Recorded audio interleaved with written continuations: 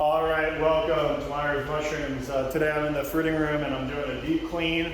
This is something that we do every month or two, or as needed. Right now it was as needed because the black pearls were showing a little bit of like blotchiness, like bacteria, funky growth, where it grows blobs instead of mushrooms. The mushrooms are still fine, it's just these weird blobs form. And usually that's an indicator that you need to clean your fruiting room. Spores build up over time, they settle, then they kind of get funk growing on them, and that spreads to new batches. So it's very important that you clean your fruiting room between batches. So weekly we'll do a light cleaning almost every day, especially when we harvest. We'll like clean the floors and pick up any mushrooms that fall on the ground. That's for sure every single time. Don't let fruit bodies sit on the floor and rot, because then they're going to cause bacterial crap growing on your floors.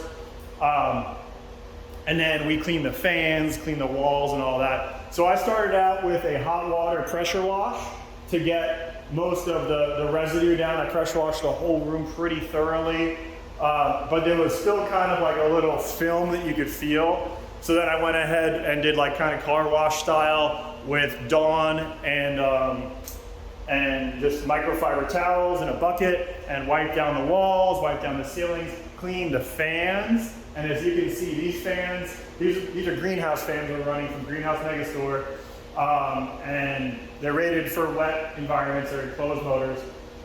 I'll pressure wash it down while it's running, and then turn it off, and then wipe it down with soapy water. And you can see I don't have the fan cover on them.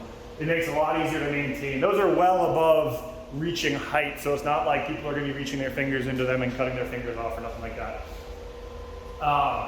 So yeah, once I did the soap and water, and then I did a quick rinse with the pressure washer, and then now I'm gonna get my floor scrubber. But if you don't have a floor scrubber, just use a deck brush and scrub the whole floor, and then wash that down. And then we're finishing it up today with quaternary ammonia, which is the stearinine tablets.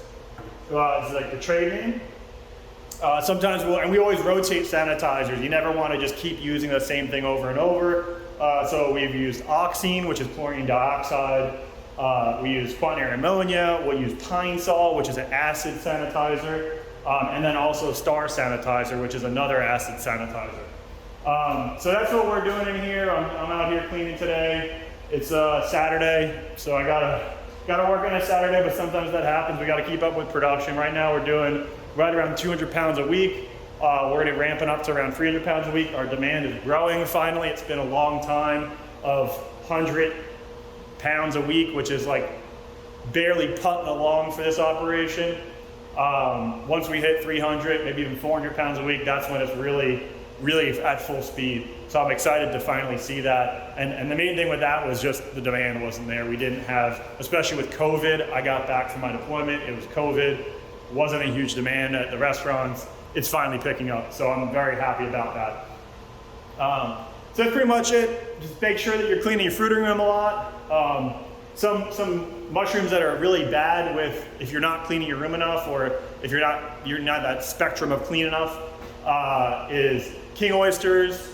They'll get a blotch. They'll get a blotch that's inside of them. It's like soft, like kind of brown spots that'll, if you cut the mushroom in half, you'll see them streaking through it. It's like a bacteria. The black pearls will do what I just showed you before. And then also elm oyster, the white oyster, it'll do this thing where it like does very small caps, and then it upturns them very young, and they'll be like these almost trumpets, like little tiny trumpet, like the front of the trumpet. And that just tells you, clean the room. Sometimes it's so bad that you have to like stop growing that species. So you rotate in something else, let the room clean it a bunch of times, let the room, whatever that was in there, clear out, sanitize out, or just get out by default. And then you can go ahead and start growing that mushroom again. Another thing is temperature. If you're fruiting in the 70s, and I've talked about this before, if you're fruiting in the 70s or even 80s, you're gonna have a lot more issues with bacteria and diseases and funk. So keeping it cool, it's about almost 100 degrees outside. Like it's been 90s, not 100 yet, but like 95, 91. And we're still keeping it like 62, 63 at the highest. And that's really where you want to be. You don't want to be in this high 60s or 70s in fruiting. You'll get a better product. You'll have less issues with overripe mushrooms because you won't have to harvest too much, and less blotch because it just doesn't grow as fast or as well at low temperatures. So yeah, hopefully you like this video.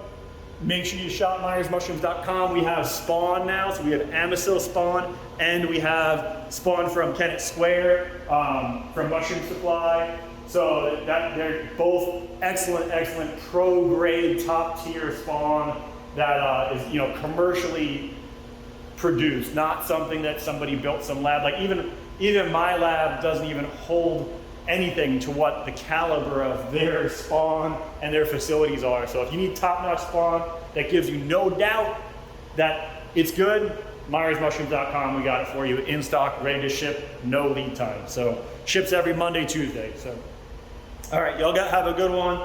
Take it easy, stay cool. Make sure you got those air conditioners cranking, it's about to get hot. So all right, have a good one. Take it easy.